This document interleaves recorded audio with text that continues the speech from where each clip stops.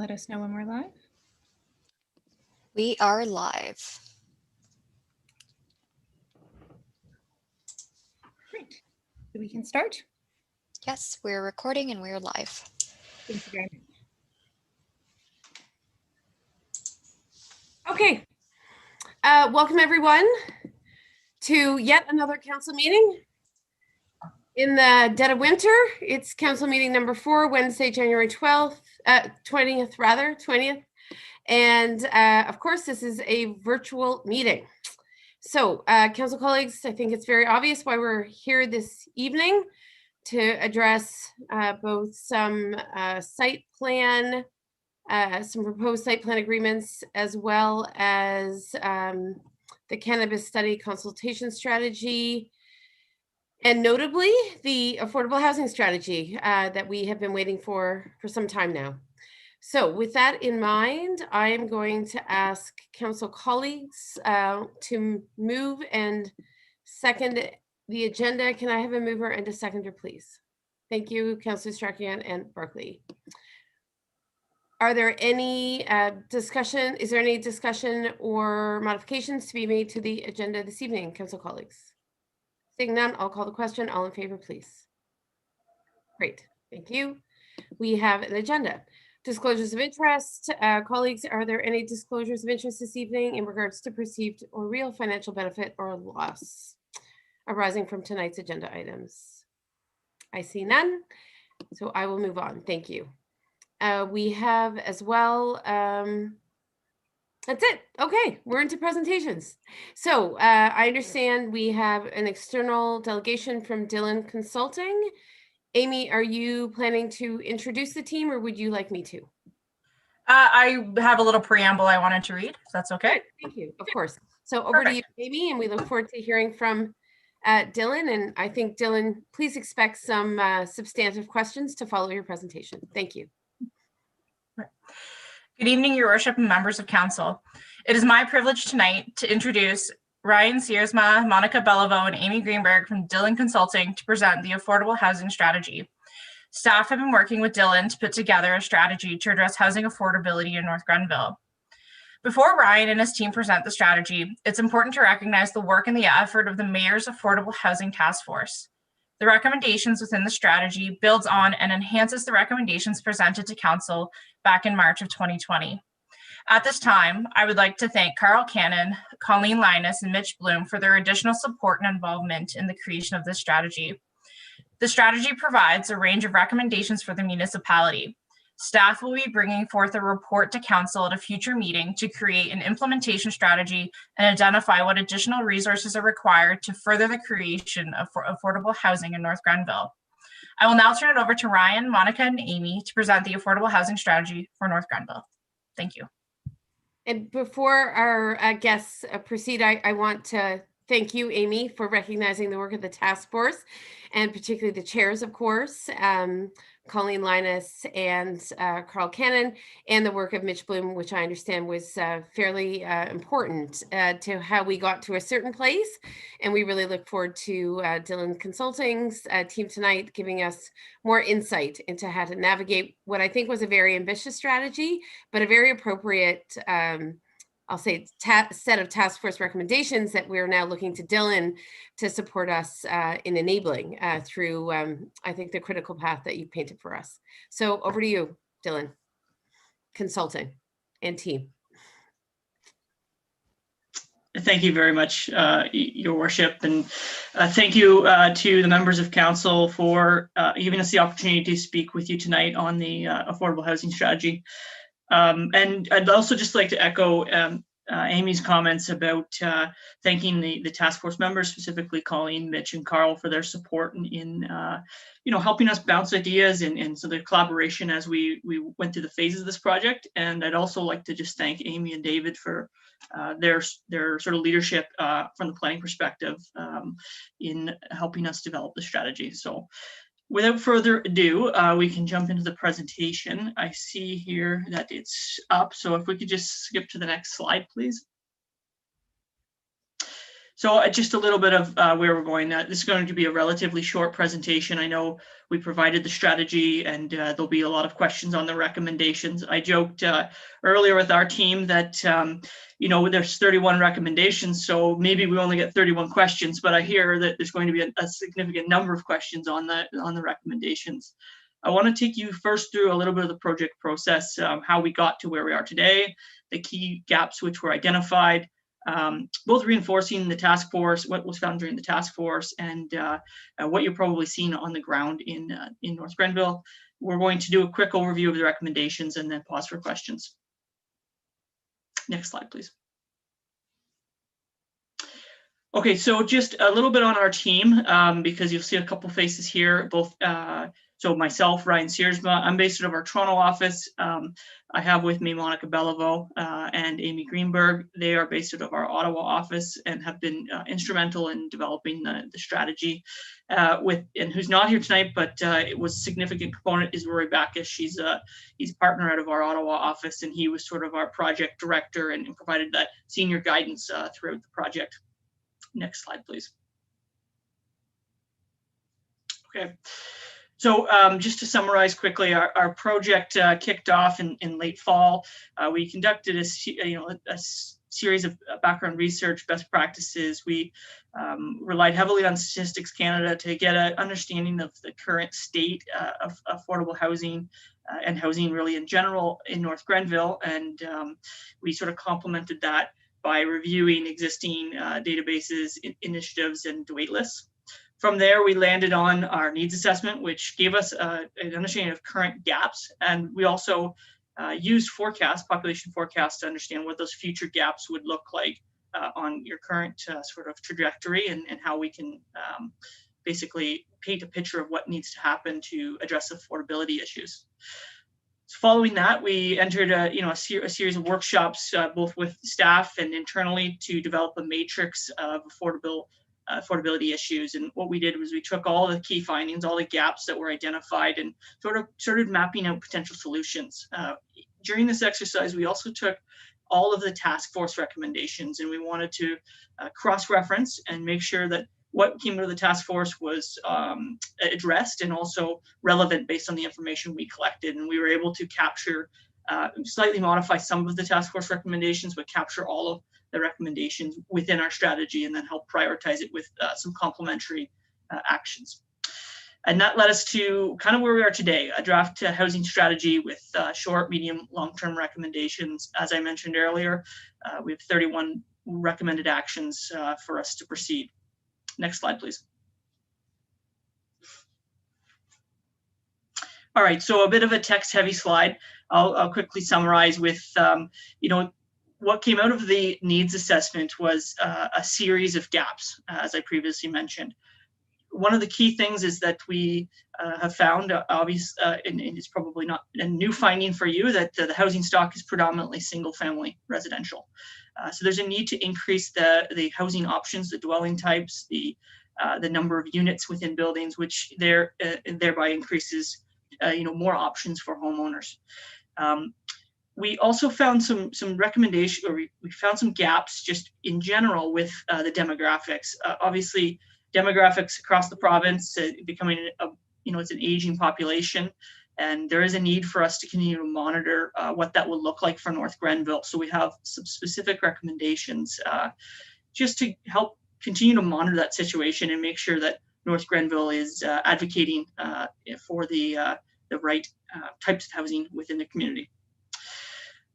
Finally, there's a series of recommendations coming out of the key gaps, which is to basically provide a little bit of an educational programming around affordable housing for staff to facilitate the conversation with the community. And we'll get into those. We'll use the recommendations to show you basically how these gaps were addressed. Next slide, please. All right, so the 31 recommended actions can basically be summarized into three main themes, and our team worked to put them in these categories. There are a series, 18 recommendations, I believe, under policy and zoning. There are several under programs and processes, and then the rest of them fall under partnerships, education, and funding. And these recommended actions are really intended to increase the supply of affordable housing through strategic policy changes, consistent monitoring and reporting, as I mentioned earlier, and future programming.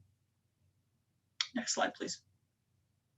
So I'll go through very at a high level each of the sections. I wasn't our intent to go through each of the recommendations one by one, because we did that internally as a team, and we did it with your staff, and it was a painful process, but we'll go through quickly. So the policy and zoning changes are really large-scale policy changes designed to increase the, sort of remove the barriers for encouraging affordable housing and increase the options for developers to build, basically.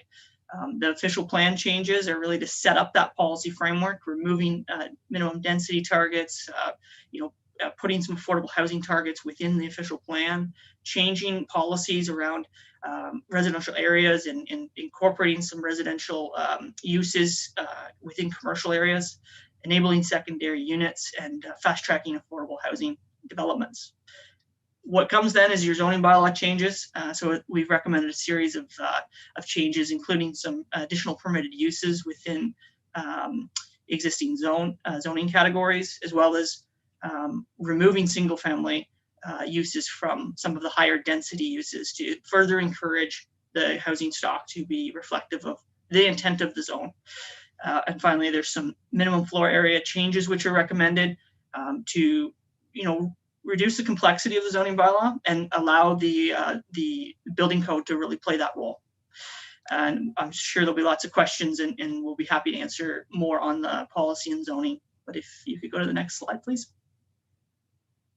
Programs and processes. This is really designed to set up a framework for the municipality to evaluate and monitor affordable housing solutions and against their targets. So we recommended to create an affordable housing advisory committee to monitor the solutions and the progress against the implementation strategy. If a committee isn't struck, this would fall to staff, and we really need this committee to continue to monitor that situation. There are recommendations on calculating affordable ownership, affordable rental, and updating targets on an annual basis. We are going through the exercise right now to update the affordable ownership and affordable rental definitions, and currently working with staff to make that current using the task force's methodology, so it's consistent, and then staff can continue that in the future. Developing an annual reporting system, again, to monitor that action and report to council on progress. We have another recommendation on undertaking a review of municipally owned lands for potential projects, and creating a development checklist to streamline the process for affordable housing developers and make it clear. Next slide, please. Partnerships, education, and funding was the third bucket that I mentioned earlier. This is about maintaining the dialogue and increasing the communication with with the counties, making sure, and this really relates to making sure that the counties, the work that they're doing is reflective of the needs on the ground in North Grenville. We are encouraging ways to create educational opportunities on affordable housing, preparing messaging and the conversation around affordable housing with the community, and navigating that. We've recommended partnership opportunities with post-secondary institutions, and we've also, the final recommendation was just to maintain an awareness of funding opportunities for affordable housing initiatives, so that staff on a regular basis, we don't want this to be a make work project, but on a regular basis can understand what's available for potential developers and in the affordable housing space to recommend solutions. I think that's the last slide. So appreciate the time again, and we are here for answers. Amy and Monica are both available.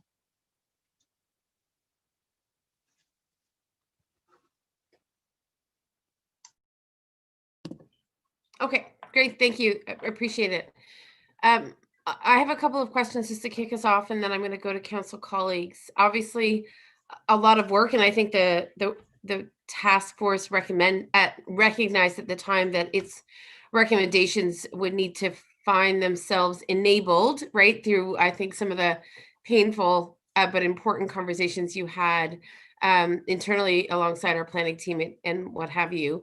I'm curious as to why you haven't landed on a number, Dylan. So as you know, it's important that we define, right? Not just the number or the kind of affordable housing that needs to be built here. And I note your first recommendation is around an OPA amendment, right? To make the affordable housing targets applicable to each and every residential development. I think that's very smart. I'm curious as to why you weren't able to land a number for this report. Is there a methodological debate, or are you still trying to find your way through current data? Just to help us understand why you weren't able to land on on a specific numbers that would help to inform what we in North Grenville recognize as affordable versus not affordable. And then I'll go to Councillor Berkeley. Okay, yeah, well, through yourself, you chair. The numbers for, I'm assuming you're referring to the numbers defining affordability and rental ownership, which is that italicized section in the report, in our draft report. It's not a methodology question. It's just a matter of obtaining the most accurate data. We had started some communication specifically on the affordable ownership side, collecting some information on sales data from 2015 to 2020. We haven't got the data yet. Part of that is on us, and we were working to get the strategy, the recommendations put forward. We know roughly the numbers for both ownership and rental, but we just want to dial them in a little bit more accurately. The data we're using right now is Ottawa-Gatineau, and we want to further refine it so it's more reflective of your community. And we were hesitant, of course, to put a number in there before it is completely accurate for you to move forward, but it will be updated and put in there. In discussions with staff and internally, we didn't think that the number would change significantly enough to change the recommendations put forward. Rather, we just want to make sure it's accurate.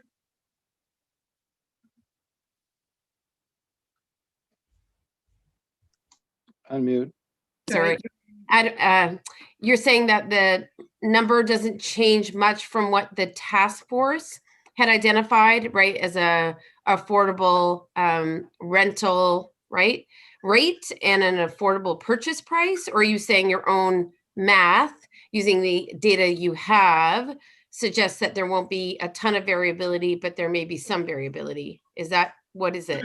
Yeah, so there has been an increase, obviously, from 2018 data to 2020. So the number has changed. It hasn't changed drastically, but it has changed. And we just want to dial in that number, the new 2020 calculation, to make sure it is as accurate as possible prior to releasing it publicly. Okay. And I'm just a procedural question maybe for Amy. Does that, obviously, I'm asking as I think you can appreciate, Amy, because we're in play with certain developments where we're subjecting those developments, right? Or certainly doing our best to create that affordability imperative for rental units in particular. Will we have a number in time? Because I know that negotiations are underway with a couple of different developers and we don't want to lose the moment or the window. Yeah, so any kind of implementation around the affordable housing piece when it comes to any development will be entrenched within a site plan agreement. So we're not at that point to enter into a site plan agreement for some of the developments that we have, for instance, zoning amendments tied to affordable housing increases. So there is there's maybe not lots of time, but there is time to refine that number because we're not there yet in those processes to have agreements. And does the number have to come back to council, or can it be adopted internally? It would form the final report, which we can circulate to council, but it would be based on data using the same formula that the task force had created. So we've been working with, like I had mentioned earlier, both Carl and Mitch Bloom to ensure that we followed their same processes and using the same data that they did to derive the number based off of 2018 information. Okay, great. That's helpful. I'll recognize Councillor Berkeley now. Thanks. Yeah, thank you very much for that, Ryan and team. I was glad to hear that you were planning to review and update the definitions, and to the mayor's point, I'm wondering well, basically you're planning to just double check the data and use the same methodology that the task force used to define affordable renting, for example. Is that correct?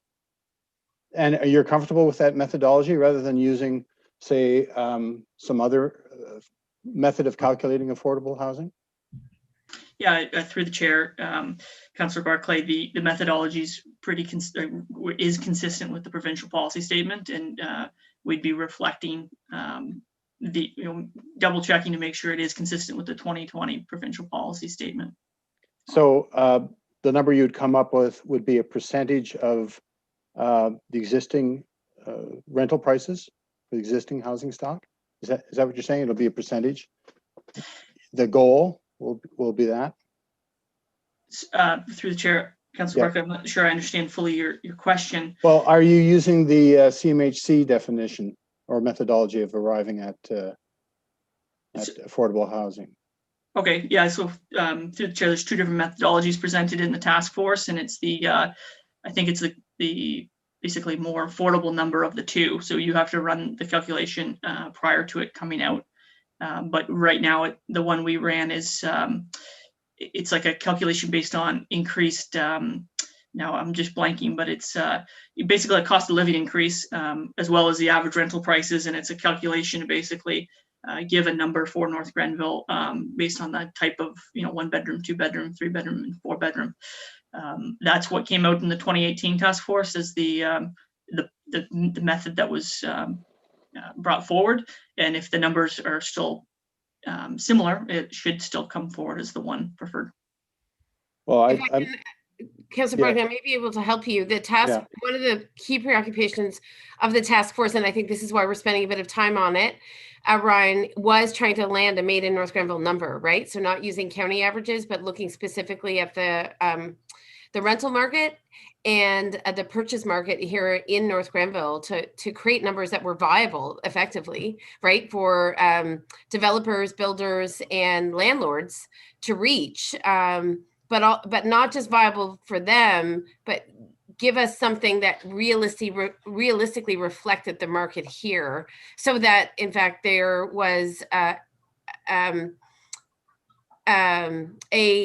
sense that they could achieve affordability based upon numbers here, not based on numbers in Athens or numbers in Leeds and 1,000 Islands. So Mitch Bloom, I believe what I'm hearing Dillon Consulting say is that they actually, Mitch Bloom, who was a member of our task force and is a statistician, and came up with a methodology that I believe Dillon is validating and wishes to update, because they used data from the 2015 census, if I'm not mistaken, to inform 2018 numbers to the best of their ability.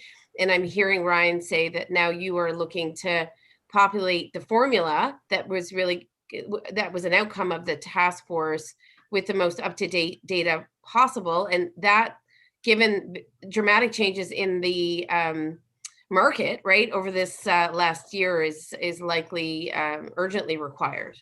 Am I reading you right here, Ryan?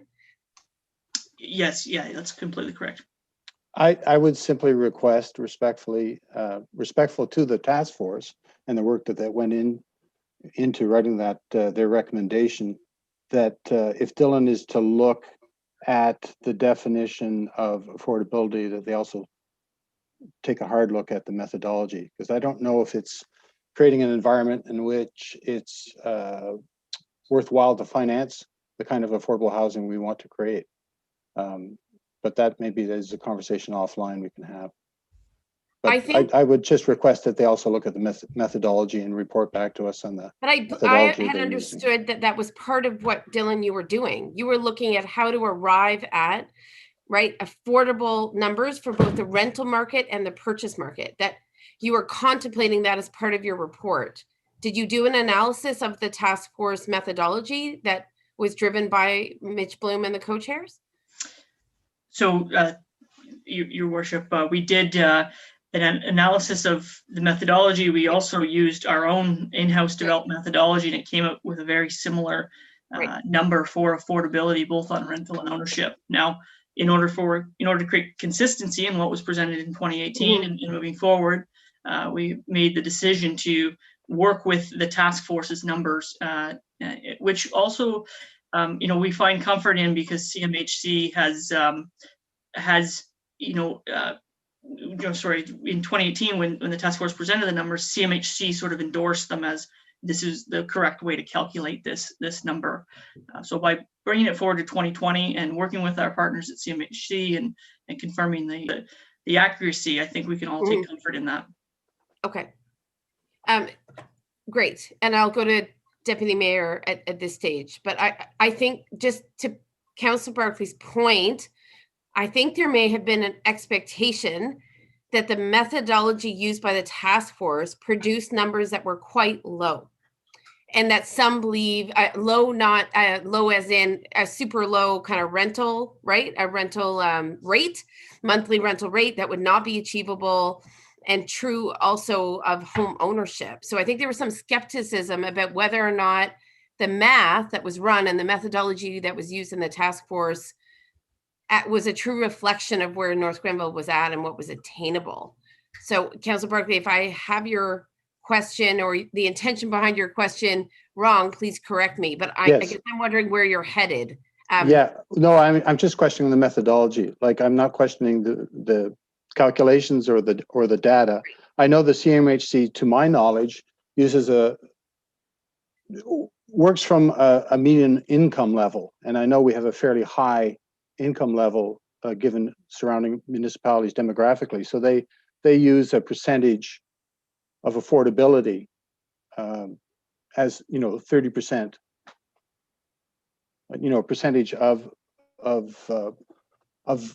total income or median income as being the threshold. And they want to build units that are below that 30% threshold. That's the way they arrive at affordability. So it's just the methodology. It's not the numbers or the math. Right, but I'm hearing Dylan saying, and then I'm going to go to the Deputy Mayor, that they have validated the formula. Is that correct, Ryan? That not just the data, but the methodology that is used to arrive at affordable housing numbers, whether it's ownership or rental, you have validated. Is that correct? Yes, Your Worship, we have validated the calculations. The other thing I would just respond to Councillor Barclay is that 30% methodology CMHC uses the only one methodology of calculating affordability, and the methodology presented in the task force is actually more detailed, more nuanced than that. But it's about making sure the inputs are correct in order to have the output be most reflective of what's on the ground. The challenge that North Grenville has is the statistics around rental accommodations is very there's a lot of unknowns. Let's put it that way. Around ownership, it's a little more clear, and we can track that over that period of the last 5 years and really validate the information that's coming out. We will take that back and continue to work with staff and Amy to make sure that's presented in the most effective way. And I guess that's all I'll say on it right now. Okay. Deputy Mayor, I know you've been patiently waiting, and I think you have a value add here, so go ahead. Deputy Mayor was also a member of the task force. Oh, yeah, I'll try. Thank you, Ryan. And I think, John, like Brian said, there's several formulas that we looked at, and one was specifically for new builds and homes, of course, and of course there's going to be a percentage below listing, I guess, is what the number might be, depending on the person. But I think our big focus, though, was on the lower side, rental income and our rental properties and whatnot, to try and get that lower income market into some kind of affordable type of housing of something decent that we don't have, the stock we don't have. But Ryan, one question I get, and since I am a liaison for planning and builders and developers and whatnot, is the formula that we came up with. I have no problem with it. And the mayor mentioned we thought maybe it was a bit on the low side, and developers would say the same thing, especially in this area. But my problem with it is when they're talking to me this day and age, when rental properties are rented, it's strictly how much is the rent. There's no utilities included or anything like that, where this formula included the utilities. And I had a problem with that from the get-go. But do you guys talk about that? Do you say, well, yes, this is just the way CMHE or whoever does it, they have it the rental cost plus utilities all in one, but you take a percentage out, and this is what the actual rent is. Because this day and age, landlords have not included rent unless it's an old property for decades. My understanding, it's always been the rent you pay for your utilities, and and away we go. So I just wonder if you could touch on that a little bit, because the numbers I felt were low, but they're even lower when you talk to a developer and you say, well, is it 30% utilities, 40%? What's the number, right? Yeah, Ryan, do you want to take that? Yeah, sure. Thank you. Through you, Your Worship. I think there's an opportunity to maybe present both options, like in some context around what the numbers look like, inclusive and exclusive of utilities. I know through Amy Martin, we were having this conversation. It came up when we presented the draft numbers. Were they inclusive? Were they exclusive? Our initial cut was exclusive of utility cost increase, but we need to take a little bit of time, take that back offline, and make sure that's, again, going back to making sure it's loud and clear and presented in the most cohesive way. We can take that into consideration. Yeah, I think, Ryan, we need a number that works with how developers, how rental agents and whatnot work today, realtors, whoever. It's usually this is the rental cost, utilities you take care of, whatever, right? So we have that solid number that's clear to developers, rental agents, whatever. Thank you. Okay. Colleagues, we went down a rabbit hole on one very important consideration, but not the only one. Go ahead, Councillor O'Sullivan.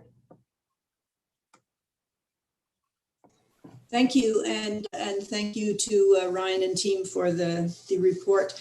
I do have a couple of questions on your slide, programs and processes. I just wanted to clarify.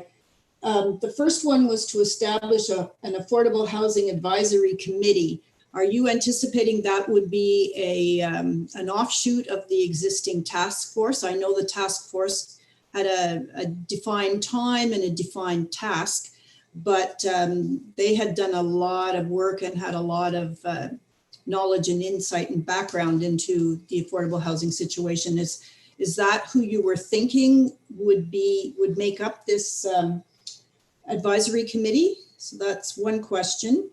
And the next one was regarding calculating the thresholds, and this may be something that Councillor Barkley and Deputy Mayor McManaman were discussing, but are you talking targets for the number of units based on population, or are you speaking of price point for rent or purchase? And then undertaking a review of municipally owned lands for potential affordable housing projects. Have you done an inventory of what municipally owned lands we have? Because I don't think we have a whole lot, and that would be suitable for affordable housing projects. And one of them has been already identified for Habitat for Humanity. So I don't know what the inventory of potential lands that we have, that we own already is. So those are my comments or questions. So thank you. All right, so through the chair, Councillor O'Sullivan, thank you for your questions. Now I just want to make sure I've got them right. So I might need you to clarify as I get through, because I'm trying to catch up with you. The advisory committee makeup. So I think you raise a good point there. The task force, was successful in their mandate, and obviously the members of the task force were, very knowledgeable in the areas of affordable housing and developing strong communities. I think our recommendation is not to define who's going to be on that committee, but leave it to staff to define. But we would certainly suggest that some of those members would make up a committee of sorts. I think I might turn it to Amy Martin just to see maybe on the implementation side how that might play out, but that would be our recommendation. I do believe we do have a process established when it comes to establishing committees. And I would actually ask the clerk's office, maybe if we could clarify, because I think we do when we establish a committee, have to advertise and we put out a call to members of the community. But I would surely hope that some of those members who were on the task force would be interested in sitting on such a committee because of the work and interest that they've already invested within the community. So I'll just continue then. Thank you, Amy.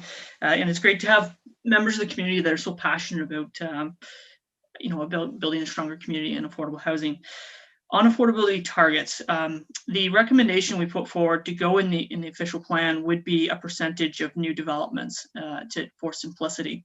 Now, we have done calculations in the background on the gaps, by dwelling, not by dwelling type, but by unit size, and we have a pretty good understanding that, in general, we need to increase decrease the single family units and increase the stock around most of everything else. So we weren't going to put the specific numbers because they date really quickly. So if we can stay to percentages and use the committee and the annual reporting to monitor progress against what's going on in the background, then it should achieve the same outcomes. And then finally on inventory, I think, again, I'll probably turn to Amy Martin. Our recommendation was for either the committee or staff to spend some time to evaluate the land that is municipally owned and consider it for affordable housing. So I do believe we have, and we do keep inventory of lands that we own municipally, but moving forward, it would be for future lands that the municipality does obtain or comes into our ownership. That consideration should be given is if it is an appropriate location for an affordable housing project. So it's more of an ongoing process than something that happens kind of more statically in time. And it's just to kind of keep that at the forefront, that if there's an opportunity for affordable housing on a piece of property that comes into our ownership, that it should be considered. Okay.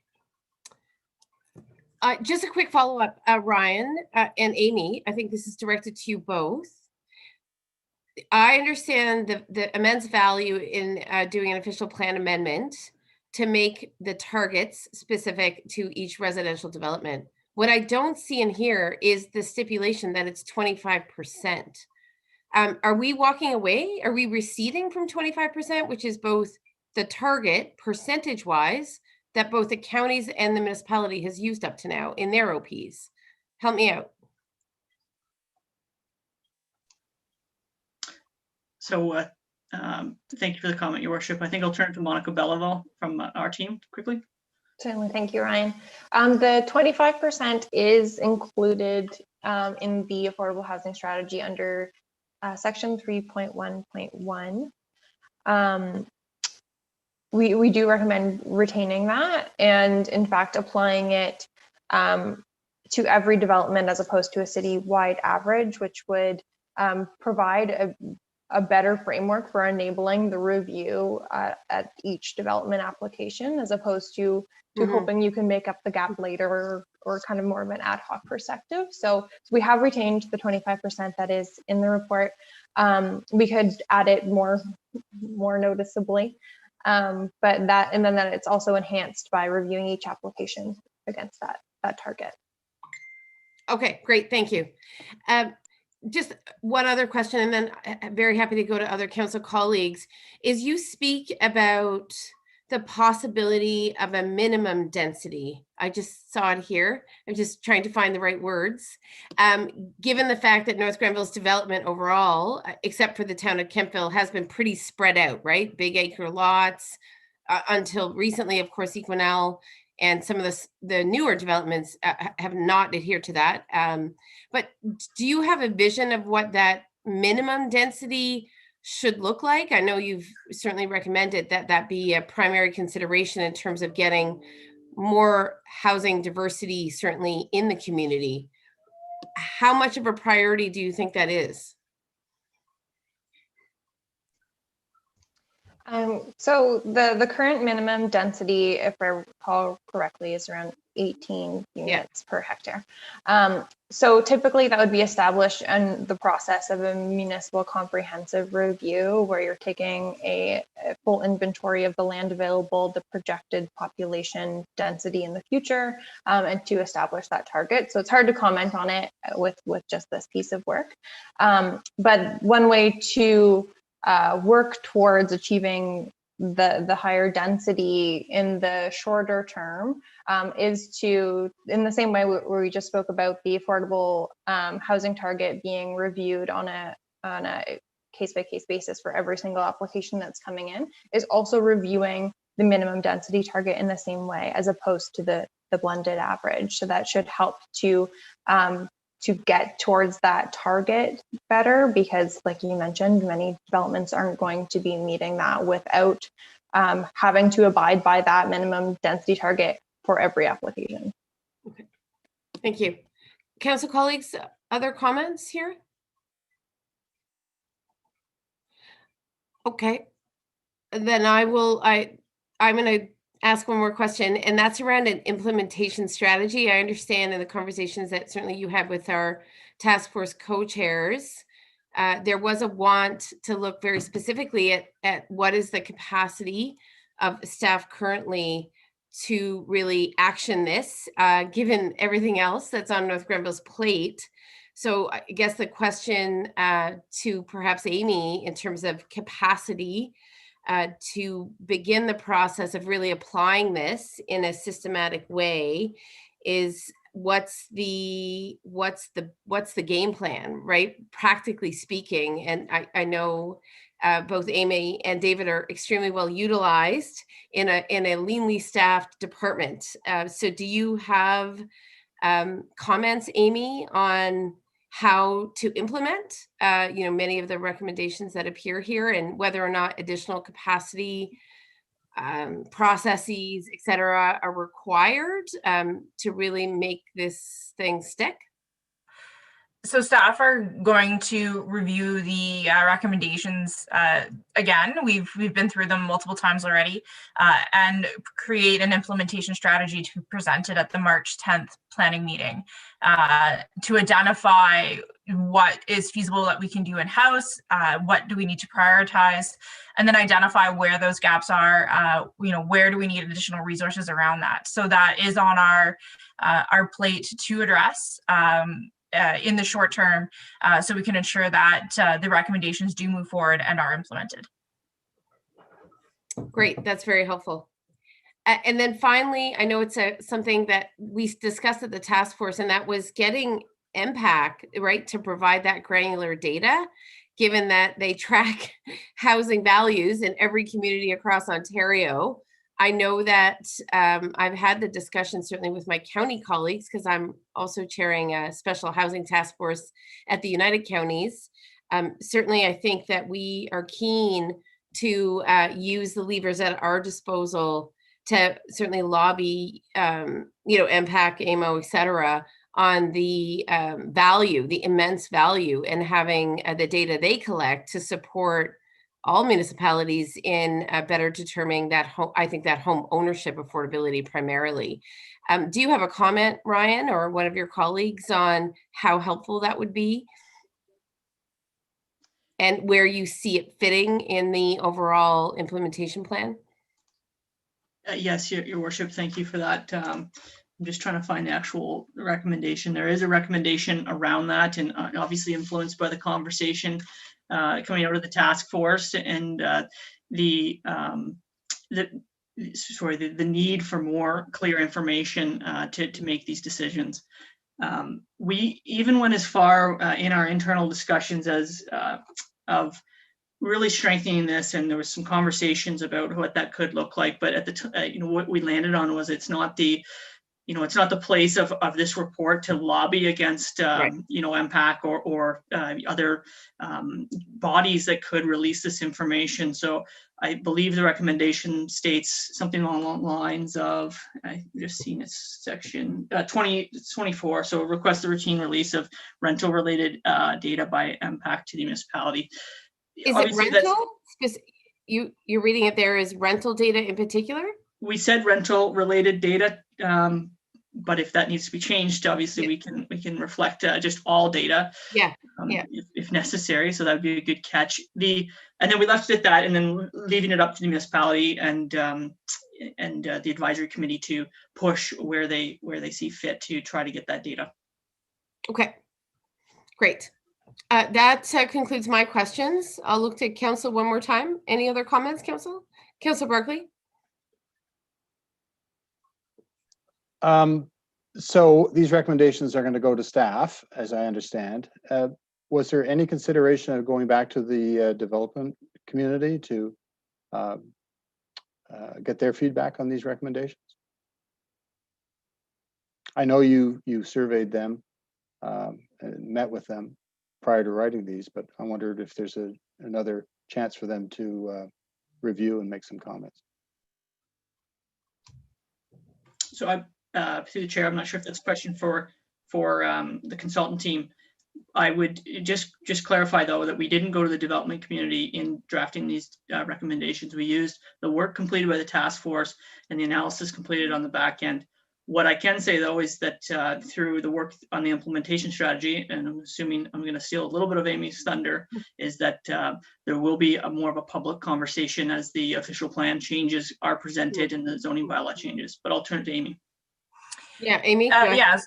Yeah, so Ryan is correct. So when we look at making changes to our official plan and our zoning policies, there is a fulsome requirement for public consultation, of which the development community can participate in. So that will be wording around, if we look at our density targets and our affordable housing policies, our secondary dwelling units, there will be opportunity for that at that time.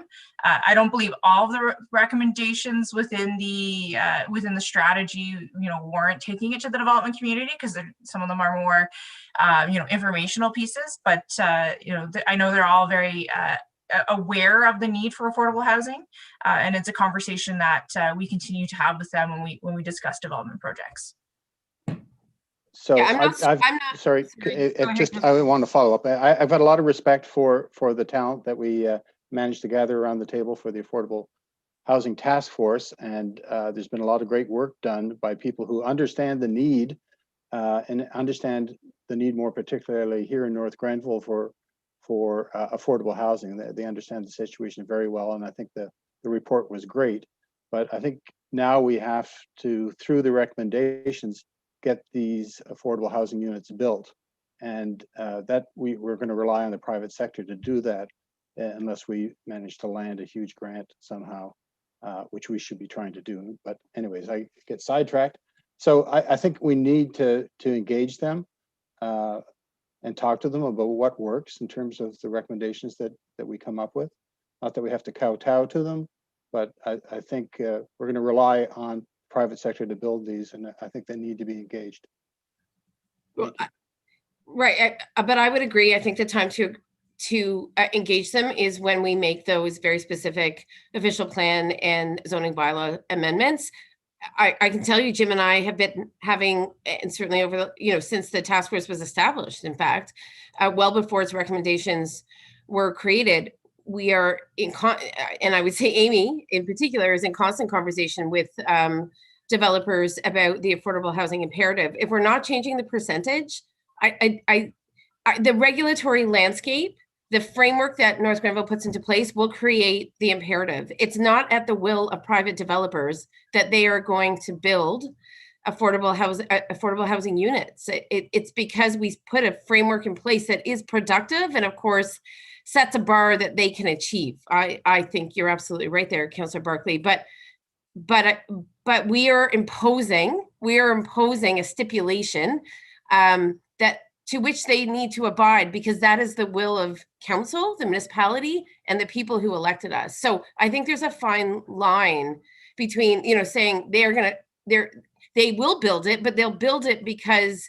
there's a framework which enables and creates an imperative for those units to be established. So I would say at this point, it would delay the process to go back to them at this stage. I think it should be well circulated. I think we can have all sorts of frank and candid discussion about what is achievable.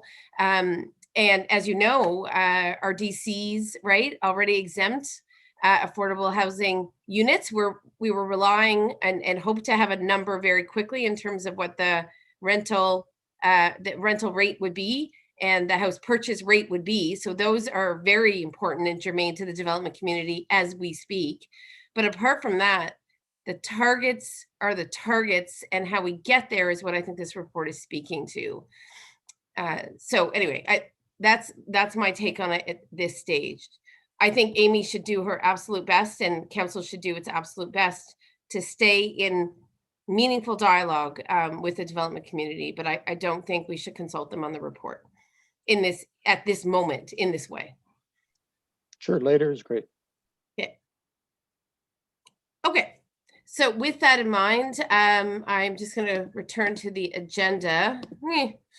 The recommendation that has been prepared for us this evening is that council adopts the affordable housing strategy prepared by Dillon Consulting, direct staff to implement the recommendations within the strategy to create more opportunities for affordable housing in North Grenville, and direct staff to prepare a report for the implementation of the recommendations in the affordable housing strategy.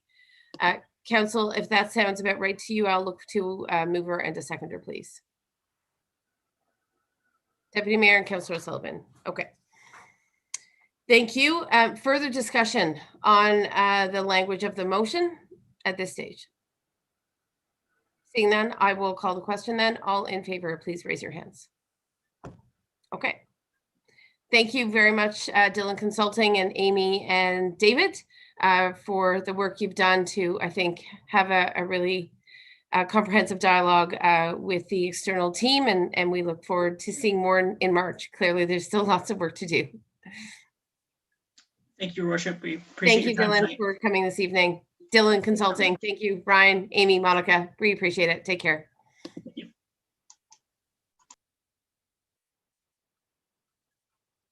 Okay, minutes of previous meetings, none.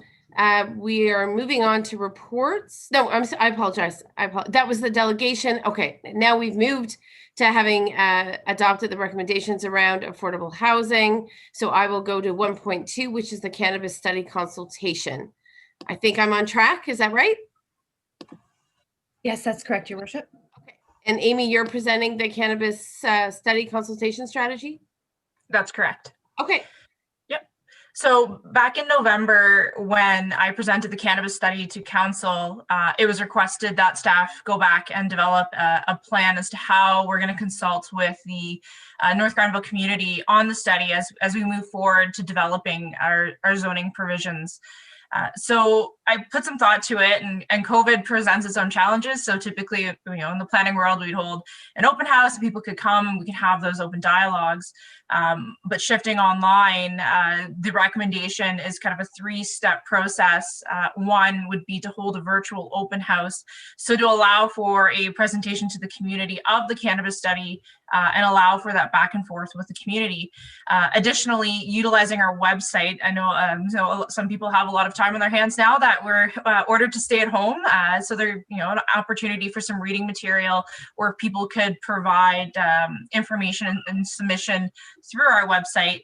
And then following up with a final open house or meeting to go through the comments that came in from the public and based on the recommendations within the study. If you do recall, the study provided quite a few recommendations that could be implemented. So trying to use comments from the public to help scope that down into zoning provisions. Great, thank you. So any questions at this stage, colleagues, in terms of obviously what will be a number of engagement tools for the community? It looks fairly substantive to me. Very If there are comprehensive. none, then I will move to a motion to adopt the engagement strategy. Thank you, Councillor Barkley. Looking for a seconder, please. Councillor Strakoyan. And I will read the motion, and that is that council receives the cannabis study consultation strategy. We've got a mover and a seconder. Any further comment? Amy, remind me the timeline here. I'm just going between reports. How long will this take?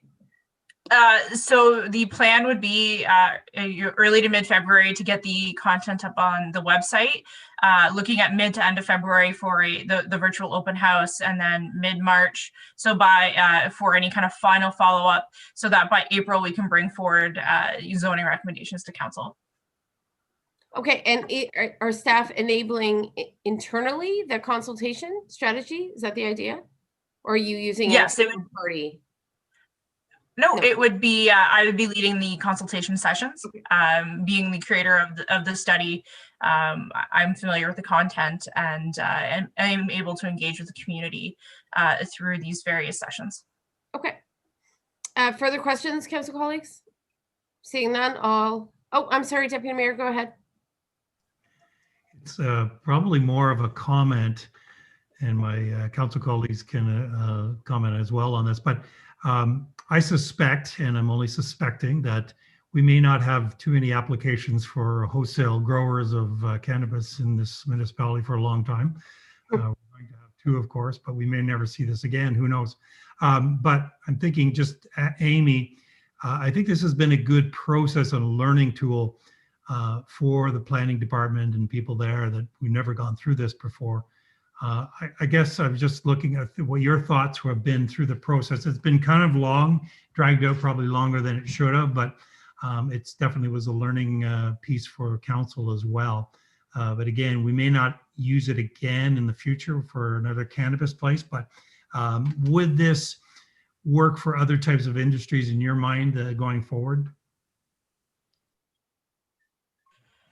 It definitely could be a model that we use. I mean, it's new uses that could pose a potential conflict with the community can always go through public consultation. I think it's important to have these conversations when we're looking at uses that could create conflict. But for the most part, you know, anything that we can do to reach out and have those conversations and tailor zoning provisions that work from an industry standpoint, but also protect the interests of the community at large are good processes.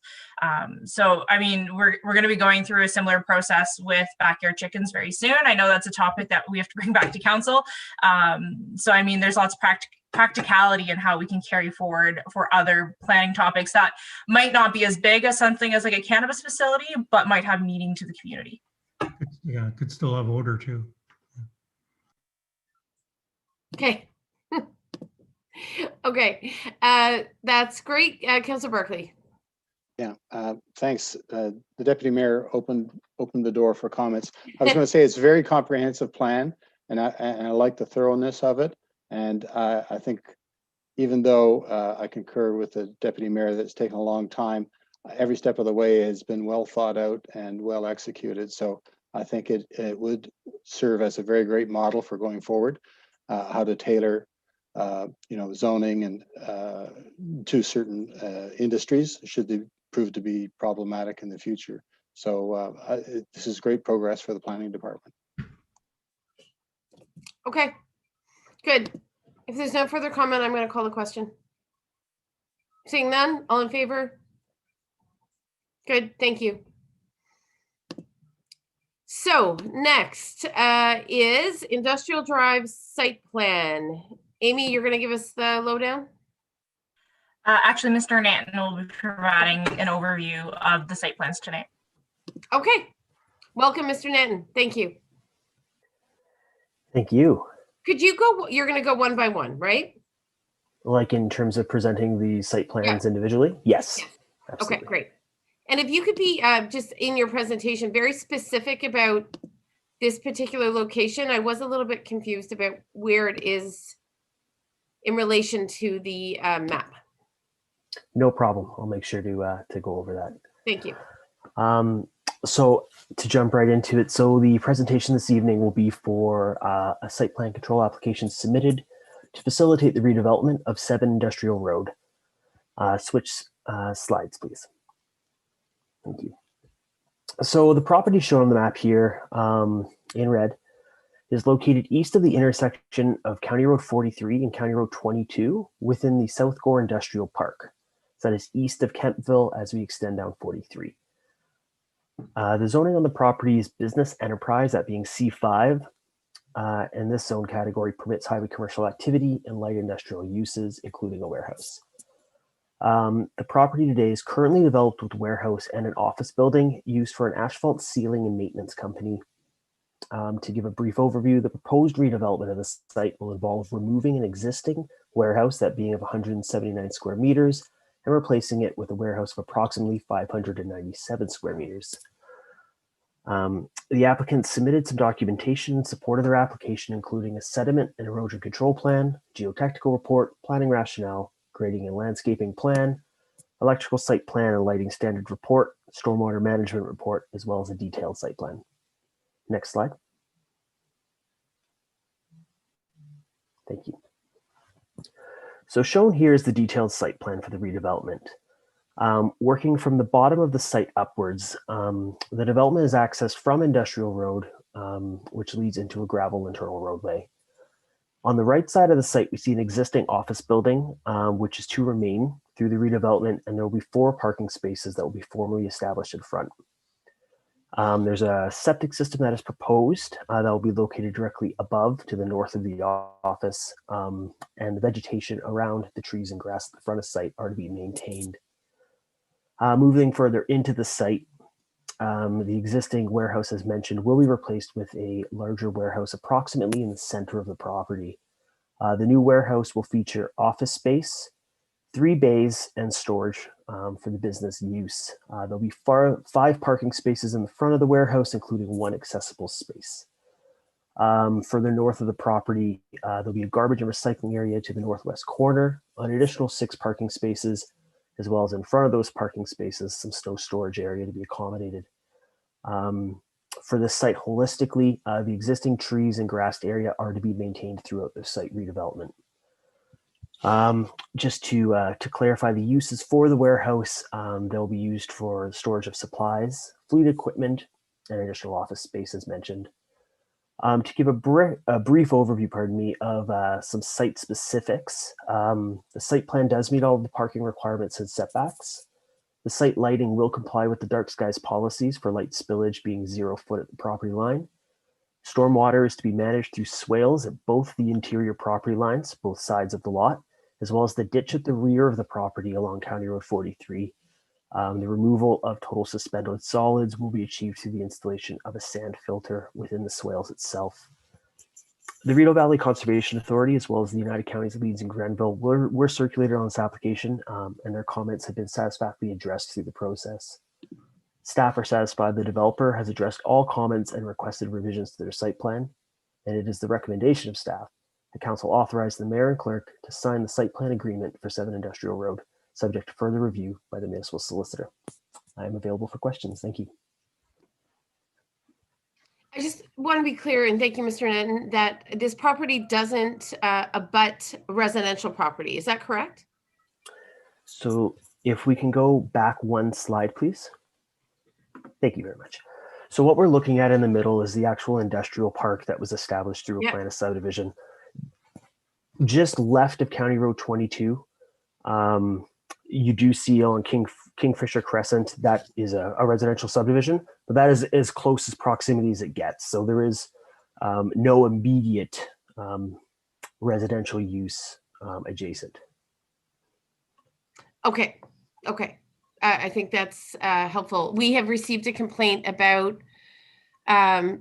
tree removal, quite a bit of tree removal on another property near this one. So I was trying to figure out if it was the same one. Given what you've said in the site plan around stipulations to maintain trees and shrubs, it can't be the same property then. That's what I'm assuming. It's my understanding that that is a different lot that is further to the west, Okay, the excellent. southwest corner of 43 and 22. Okay. So by virtue of this being in the industrial park, right? Many of the activities on the site were well anticipated, and I'm thinking were easily accommodated, just given the location of this particular site. Is that correct? Is that a fair statement? That is a fair statement. This is simply an expansion of the existing uses in the warehouse on the property now. Okay, great. Council colleagues, questions on this one? Yeah, I got a question. Okay, Deputy Mayor, sorry, I'm not seeing everyone's hands. Yeah, I do too. And Councillor Barkley, in fact, I don't see everyone's faces, I should say. So please speak up. Okay, so we've got Councillor, Deputy Mayor and Councillor Barkley, thanks. David, what is this business exactly, and what do they need a bigger warehouse for storage of Yeah. what? Great question. Yes. So thank you for the question. So this is an asphalt maintenance and sealing company. So my understanding is they do patchwork on roads primarily. So they have a loading bay for their fleet equipment. So I'm not an expert in that field, but I do know that they have special equipment to operate, to heat the asphalt, and to patch and repair on. So I believe they're more either expanding their operations or more formally accommodating their fleet equipment storage over time to eliminate kind of maybe less formal storage during winter months of equipment and supplies. You understand it's equipment. The supplies then, are these chemicals, oils and things like that that asphalt companies use? They'll be storing there. And, do they have some kind of environmental licensing or something they need for storing whatever they happen to store there? I'm assuming it's a product or chemical. So without speaking out of turn, the application that was provided and circulated to the Rideau Valley Conservation Authority, no triggers or flags were raised based on the uses of the site and the expansion of it or the storage of goods. That is something that staff could follow up on and ask for a detailed list of their storage materials and make sure that we haven't missed anything prior to executing an agreement, should that be the direction council gives this evening. I guess I'm looking for your advice. I mean, I guess we want to know, do we want to know what's stored in some of these buildings? Is it our business? Is this the Rideau Conservation's business? Did they ask those questions? Who asked these questions? So through the internal review of the site plan application, the building division as well as our fire department looked through the application. I'm hoping I say this correctly. Our deputy chief, Randy Urslack, did look over the application in good detail and is aware of their business and operations. So from that perspective, there was not an identification of hazardous materials or a stockpile of hazardous materials that may be of a concern from an environmental or a health and safety perspective. Okay, I won't direct you to ask that question, but maybe if our council or my council colleagues thinks it's a good idea, we can ask you as a group that we may want to know. I don't know. I'd like the opinion of my colleagues. Sorry, I was on mute.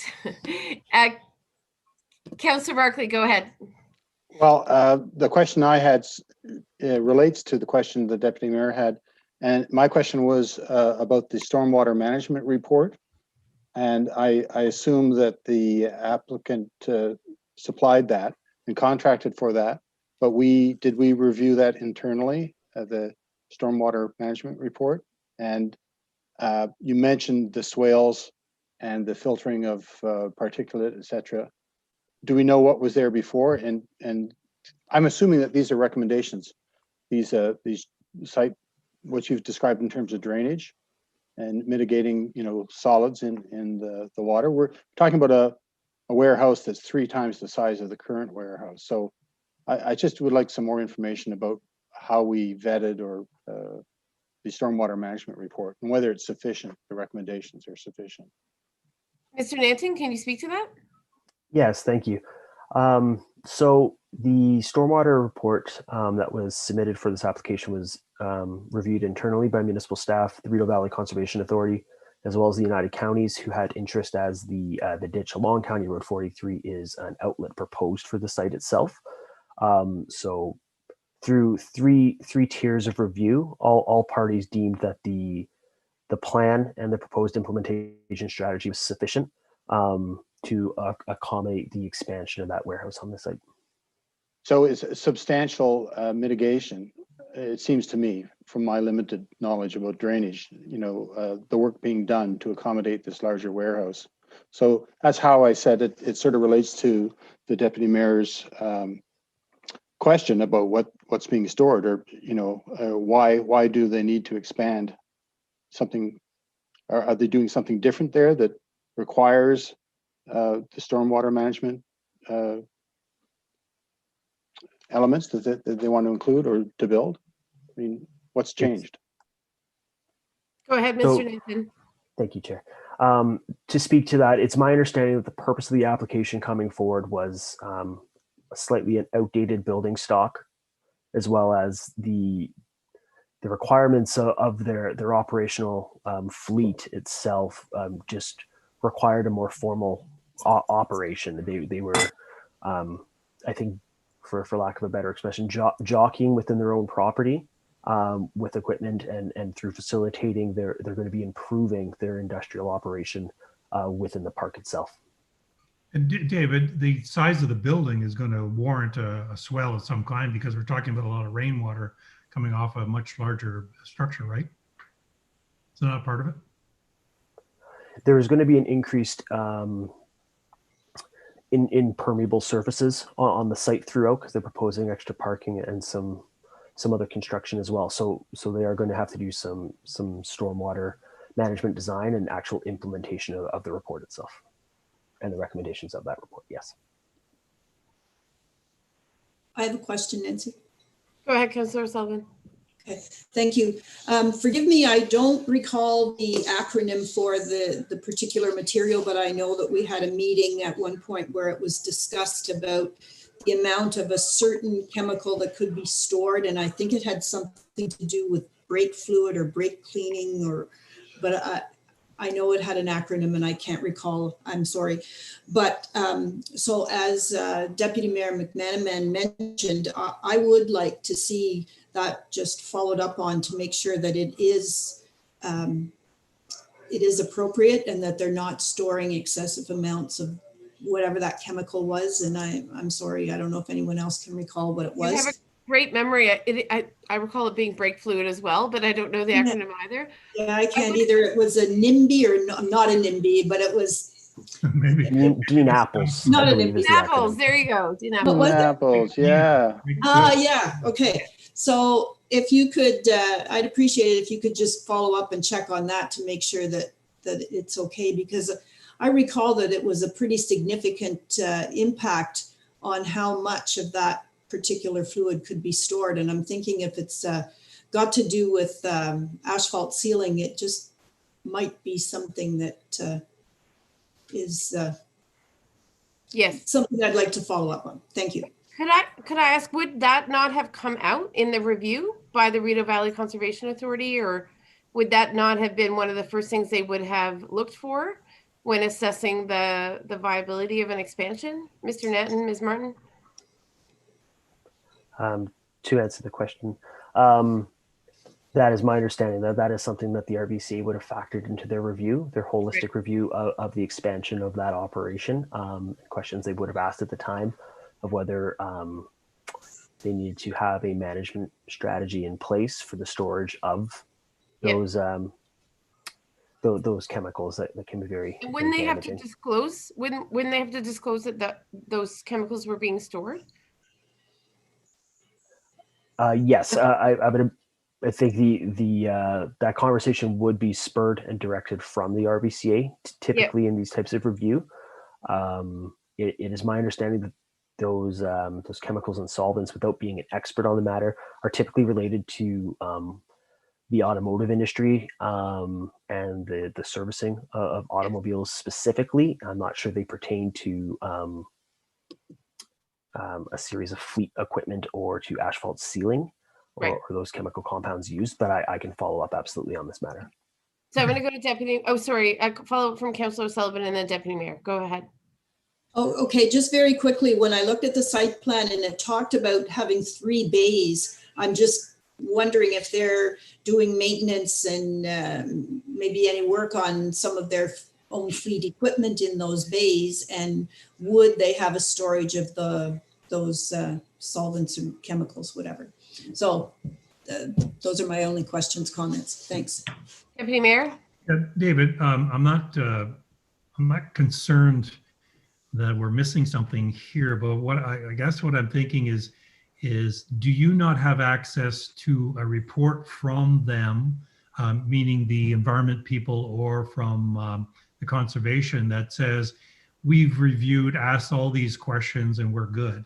And so that you can basically take that report and tell us, no, they've asked all those questions. This is what's going to be stored here. period done, case closed? Or do we have to go back, or do you have to go back now and ask them specifically what chemicals are they storing?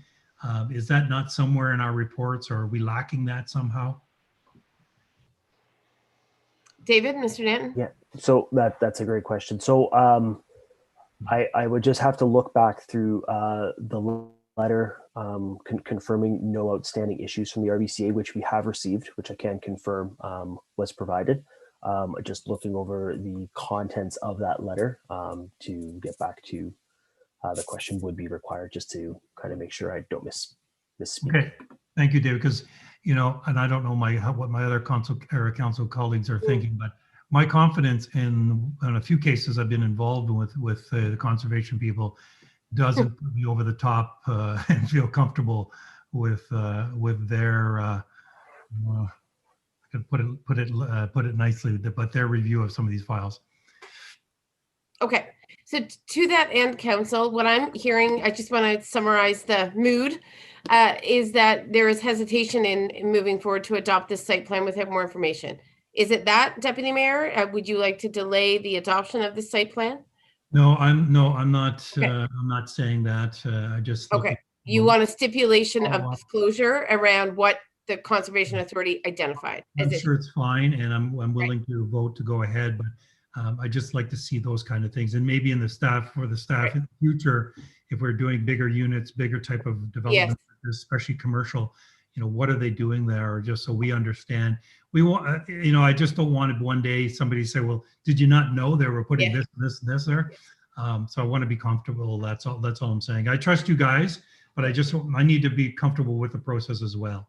No, I think, Deputy Mayor, I think it's fair, extremely fair, if I might opine for a second. So I think it makes a total sense to just have more details so that we feel comfortable. We totally understand that staff have done their due diligence.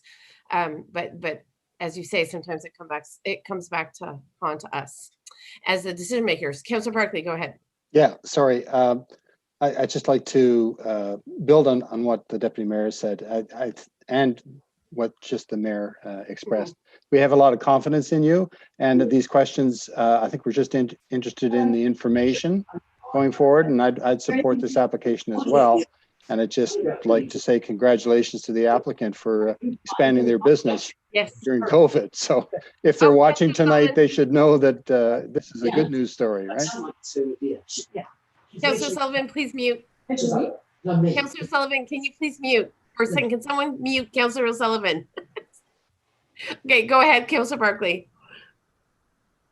Oh, and now I get another shot at it. That's great. You might as Well, well. yes, Congratulations just to staff, you know, when we hear that there's 3 layers of review, that sounds great. But, you know, if nobody asked the question, to the Deputy Mayor's point, then, you know, we feel unsure. So we're just looking for some information. I'm in support of the application. And I just, on behalf of the council, want to wish the applicant congratulations for expanding their business during COVID. This is great. This is a very positive Good story. Yes, absolutely. Yeah. Yep. Okay, well, I'm thrilled that we can move to a motion because I think the owner in question would certainly appreciate that. So, Councillor Barclay, are you willing to move, and Deputy Mayor, you'll second then? Okay, and this is that council authorizes mayor and clerk to sign the site plan agreement for 7 Industrial Drive, subject to further review by the municipal solicitor, and I will add, subject to further disclosure of considerations by the Conservation Authority and other levels of government. And I mean disclosure to council, just in terms of what was actually reviewed in terms of the activity on the site. Are we good with that? Deputy Mayor and Councillor Barclay, as mover and seconder? Good. Okay, I will call the question then. All in favor, please. Good. So, Mr. Nanton and Ms. Martin, I'll trust you'll move to get that information to us fairly quickly. I will be acting in short order, yes. Indeed, in the best interest of all. Thank you so much. Okay, so now we're on our last item this evening, and that is the Commercial Vet Plaza site plan, County Road 44. And I'll look to you, Mr. Netton, to walk us through that one. Thank you. Hopefully there's no storage of asphalt and other and other materials at a vet plaza. Drugs. Pharmaceuticals. Yes, Yep. indeed. Yep. Okay, take it away. Thank you. So I'll move into the presentation for the site plan control application submitted for the establishment of a commercial plaza at the civic address 262 on County Road 44. Next slide. Thank you. The subject property shown on the slide in red is on the west side of County Road 44 in the urban serviced area of the municipality. The property has frontage along the County Road 44, as well as Commercial Way, which is an unopened road at this time. The zoning for the property is highway commercial, which permits various commercial uses, including a veterinary clinic. The property, as shown, is currently vacant, and the proposed development seeks to establish a 7-unit commercial plaza, which will be anchored by a veterinary clinic. The applicant submitted documentation in support of their application, including a traffic impact brief, a servicing and stormwater management report, grading plan, geotechnical report, planning rationale, a landscaping plan, a photometric plan, and a detailed site plan. Next slide. Thank you. Shown on the slide is the detailed site plan for the proposed development. I do recognize that the scale can be tough to see all the elements, but hopefully through walking through it, we can get a better picture. So what is shown here is the 7-unit commercial plaza, which will be approximately 12,000, 283 square feet, featuring 51 total parking spaces, including 2 accessible spaces. Those spaces will have adjacent tactile warning strips, as well as depressed curbs in front of the tactile strip. And depressed curbs will also be at the boundary areas of the curbs, which run along front of the stores of the plaza. Servicing and loading will be accommodated behind the commercial building itself, and snow storage is to be managed at the southeast corner of the property. Just for reference for those viewing, there are gray hatched areas just on the outside periphery on the right-hand side of the site itself, and those are identifying existing culverts that run along County Road 44 as well as across. So those do not represent sidewalks, just for reference. To provide some site-specific summaries, the site plan itself meets the parking requirements and setbacks and provides accessibility provisions as mentioned earlier. The site lighting will comply with dark sky policies for light spillage, 0-foot candle at the property line. Stormwater is to be managed by directing overflow towards the municipal ditch along Commercial Way, which flows towards the culverts previously mentioned on County Road 44. As well, stormwater will be handled with subsurface storage chambers, which accommodate post-development runoff. With respect to total suspended solids, storm scepter unit has been included as part of the design and has been sized to achieve a removal of 80% TSS. To speak to capacity allocation briefly, the applicant did apply for conditional capacity through the municipality and was granted capacity for 8.42 cubic meters per day in accordance with municipal bylaws. To speak to landscaping, the proposed development will require the removal of brush and vegetation on the currently vacant lands. Landscaping is proposed for the site to run along the County Road 44 corridor, as well as planters and landscaping in front of the stores themselves. It's important to note that at this time on the site plan, active transportation infrastructure such as bike racks have not been included. This was identified and as the site itself is on the west side of County Road 44, while the municipal multimodal pathway is on the east side. So connectivity, there is some gaps there. To address the future need for active transportation infrastructure, staff have worked with the applicants and are to include a good faith clause within the agreement whereby the owner will work with the municipality to incorporate active transportation infrastructure in conjunction with municipal efforts over time. The Rideau Valley Conservation Authority, as well as the United Counties of Leeds and Grenville, were circulated on the application and their comments were satisfactorily addressed through the process. Staff are satisfied that the developer has addressed the comments and requested revisions to their plan. And it is the recommendation of staff, the council authorized the mayor and clerk to sign the site plan agreement for a commercial veterinarian plaza at 262 County Road 44, subject to further review by the municipal solicitor. Thank you, and I'm available for questions.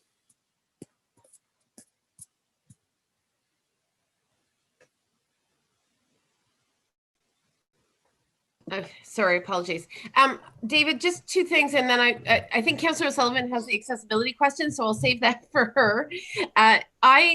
I'm curious about the value of a good faith clause. I have no idea what that means, and if it has any real leverage. I relate to what I think you're saying. There are active transportation gaps.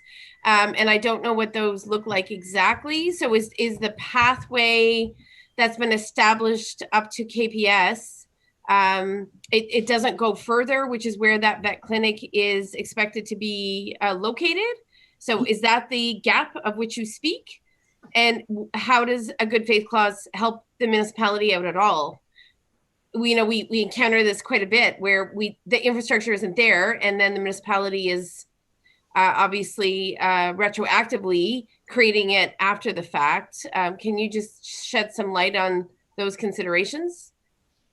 Sure, thank you.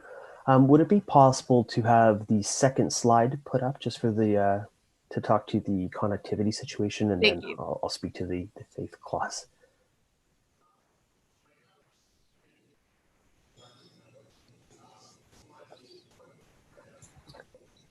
Thank you. So when we're looking at the site area itself, and I know the scale itself is kind of blown out, but where we could see the municipal center, the pedestrian crossing connects where the Fatless is effectively from the municipal center. Okay.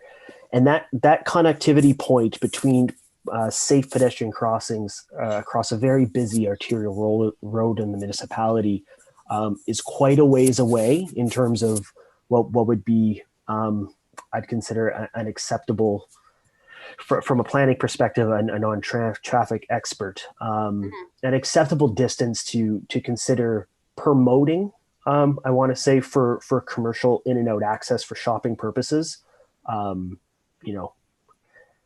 Pedestrians or multi-point access just based off of the safety of the users themselves, and not wanting to kind of promote informal crossings along County Road 44. So really that was the mindset of if we put this on a site plan now and we're looking to do things like release securities when everything's in there, we're kind of making maybe them put in some bike racks when the reality is it's not a safe thing to permit and kind of promote at this time. So the thought process in working with the applicant who was very receptive and had no issues about including bike racks or appropriate infrastructure down the road. So the good faith clause was maybe poor wording on my part at this time for the presentation purposes. The idea is that there will be a clause in the agreement that says to the municipality's satisfaction that at such a time that it is requested that infrastructure will be negotiated effectively with the owners at that time to make sure that we have, bike racks and what is the municipal standard at that point for a commercial plaza. And at whose cost? That can be defined within the agreement itself. Okay. To be borne by the owner. I see. To be borne by the owner. Okay. And that is a stipulation that could be in it now for future investments. That's what I'm hearing? Yes. And that's kind of where the good faith is, where it's, we're putting it in there knowing that it's, ownership changes hands over time, but we're going to go with the agreement to know that this is going to be accomplished in time. Okay. That was my thought process behind it, I should say. Okay. I'm going to sit on that, and I'll pass it over to Councillor Sullivan. Okay, thank you. Unfortunately, the Accessibility Advisory Committee did not have quorum on Monday, or we were going to review this site plan. And my thoughts were initially, although we didn't have the whole committee together, but because it's a veterinarian clinic as the sort of the flagship business in that little plaza, there are a lot of service animals that people would possibly take there and may not be able to drive and would want to walk there. So I was concerned about the lack of sidewalks and the lack of accessibility for people who were going to walk to the clinic or do any shopping at any of the other shops there. So not having a sidewalk was a concern. Mhm. and how close the crosswalk was. I thought there was a crosswalk right at the fire hall that connected to the multi-use path. But I'm not 100% sure. So the one you spoke of, David, is down like at Depensier, right close to the municipal center. Is that the closest crosswalk, or is there one at the fire hall? So there is one at the fire hall. So that is at the north reaches of the fire hall extent. Okay. And then there is, so the Pensier is where the one across from the municipal center is. It seems like the one at the fire hall would be significantly closer. So my feeling is that I would put the bike racks there from the get-go, because people do bike places with or without a designated bike lane or path. And I get very frustrated going places where there's no bike racks, and because that's my primary way of getting around when it's not snowing. So I would suggest that we should put bike racks in all multi-use residential places or in all commercial places right from the get-go. And the closest crosswalk to the place that would allow people to walk there if they did need to access the veterinarian clinic with a service animal and not be able to drive. I think that's a consideration that is important. So those are my thoughts. Can I just pipe in? Yes, Deputy Mayor, go ahead. I just want to say that to Councillor O'Sullivan's thoughts, I agree. And I think maybe this question or thought to Amy is that we are going into a process, I understand, about design for subdivisions, about design for commercial places, where these type of items would just be included so we don't have to go through and question these things in the future. It's just, this is part of the design. It makes sense to have it. Yes, the bike paths not on that side, but not everybody takes the bike path either. Many people travel on 43 with a bike. So I don't know if that's a solid reason for me. I'm not a big biker like Councillor O'Sullivan, but I agree that we need to start thinking about these pieces that make sense across the board. Especially for commercial properties and retailers and stores and things like that, that it's probably going to go into our design plan anyways, so that we start thinking about these things. And so we don't, basically, at the end of the day, I'd like that a lot of these things don't just keep coming up and we don't keep asking, because it's kind of an automatic thing. And I know that would come probably with the design. Maybe Amy would want to speak a little bit on that, but that's just my thoughts for now.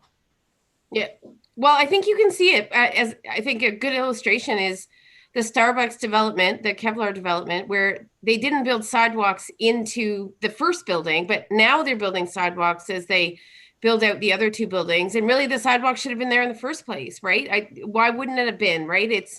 In fact, it can be a highly walkable destination under certain conditions, of course, which aren't all there, but certainly why wouldn't you build the infrastructure at the outset? So perhaps, Amy, that's something you can speak to. I think you have a council that truly wants to accommodate, on the front end, some of those active transportation pieces. And we're a little confused about why we wouldn't just do it now.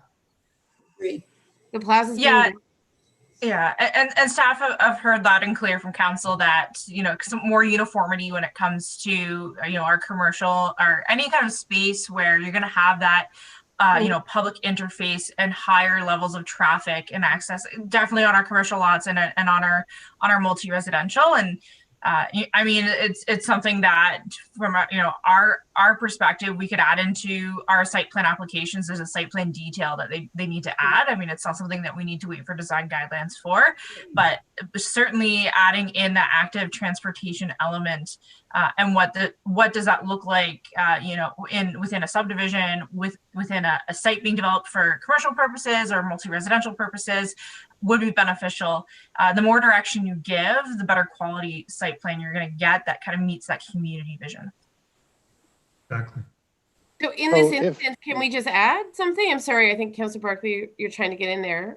Well, I'd Julie? probably say, I Sorry, think we're all, just give me a sec. So I just want to conclude this piece. Are we able to stipulate active transportation infrastructure at the front end? And I'll go to Councillor Barkley before you answer. Councillor Barkley? yeah, sorry, I think we're all on the same page, and I just wanted to echo what the deputy mayor said. But I think if we know ourselves that these are kinds of the things we want to see in design guidelines, and in terms of timing, that's down the road, why wouldn't we sort of do it on an ad hoc basis, and as these things come forward, ask for example, bike racks? Why can't we ask for it now? I think that is the question. Can we ask for it right in the immediate? You know, what I noticed about the Starbucks development, it was 2 years, right? Or I don't know how long the Starbucks, maybe it's been more, but it took a long time for, that active transportation element to be built, because really it wasn't until the second phase of a site plan development where I think the stipulations were made. So people had to wait it out for 2, 3, 4 years. And I think it's, that's a protracted way to achieve active transportation. So, Amy, very quickly, can we just stipulate it? Or Mr. Nancy? In the agreement, yes, we can stipulate the requirement for a bike rack. I think What about sidewalks? That's something we can take back to the developer. A little cautious of putting in sidewalks without a grander plan as how it's going to connect into the greater area. This part, we're starting to see more activity along County Road 44, and it'd be, great to have a discussion with Public Works regarding, what is the future for sidewalks in that area in coordination with this site plan. Yeah, I don't think we're asking them to build sidewalks, are we? On 40. Well, sidewalks into their development on their land, right? Not sidewalks that service County Road 44. There's a multi-use pathway that's been very clearly illustrated, but going into their development, depending on how deep the lot is or how you navigate within the parking area of that lot. In fact, I would think it might be very appropriate to have safe walkability. Could you bring that plan up? Because I don't think the property's that big, and it would have a sidewalk along where the stores are because it's L-shaped. It might. That's the question I'm asking. Yeah. And I think that's a question Councillor Sullivan is asking too. Pollock, can you bring up the schematic, please?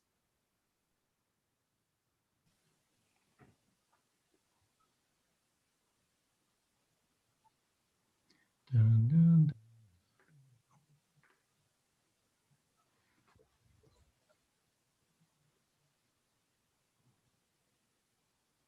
Thank you. So, Mr. Nanton, do you want to walk us through? Sure, absolutely. So right now, as you enter the site, you can see the entranceway with the turning radii coming from County Road 44 into the site.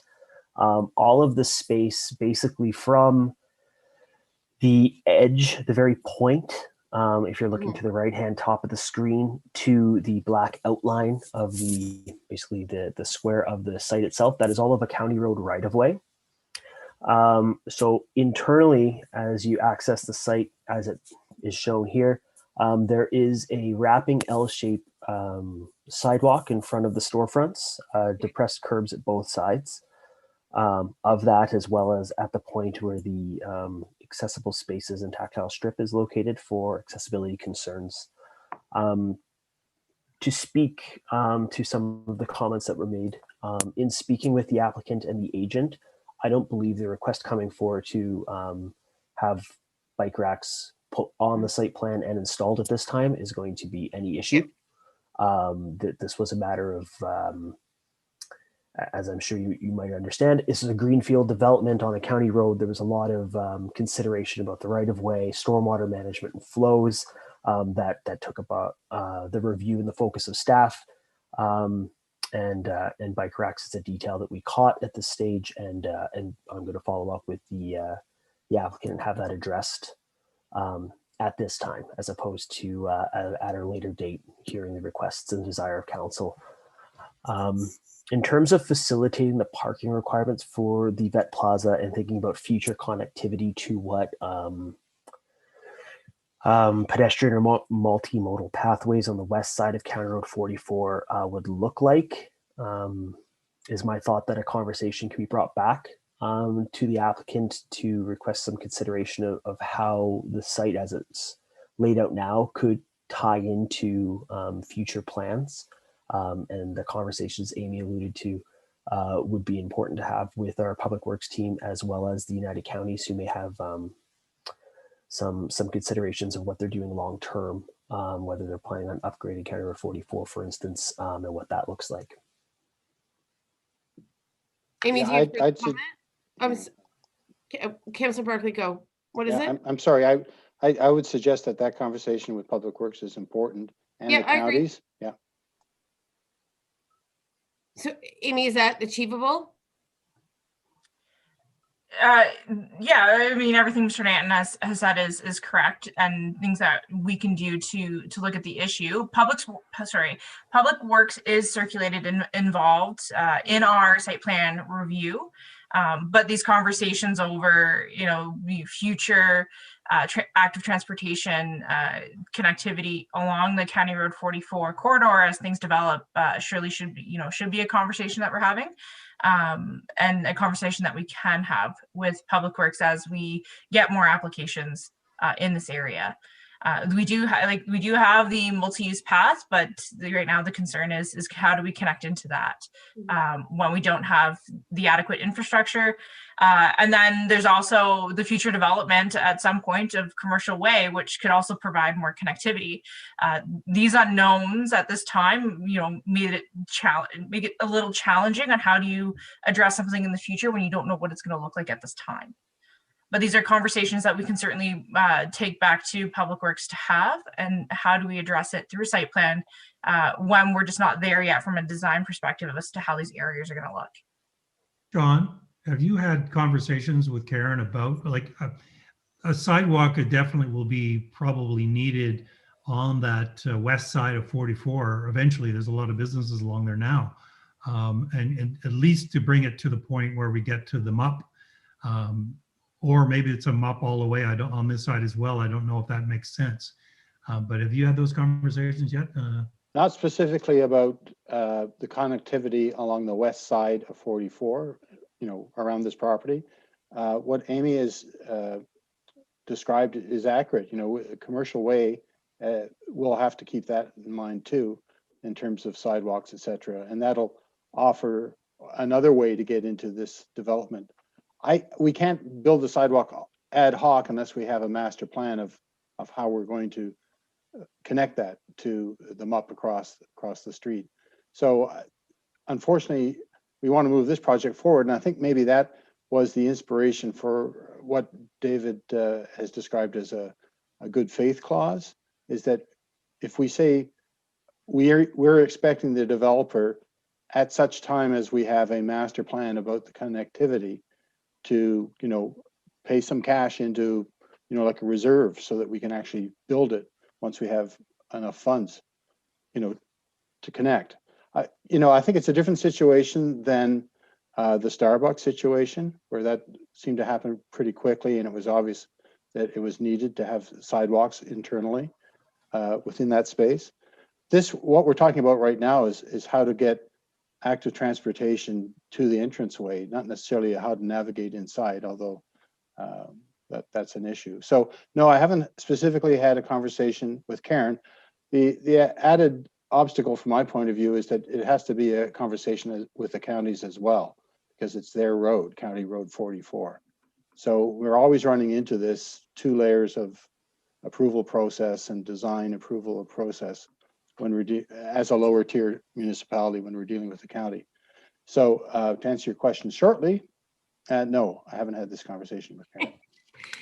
I think my overriding consideration is, and I think we can wrap this. I think David and Amy have gotten lots of perspective.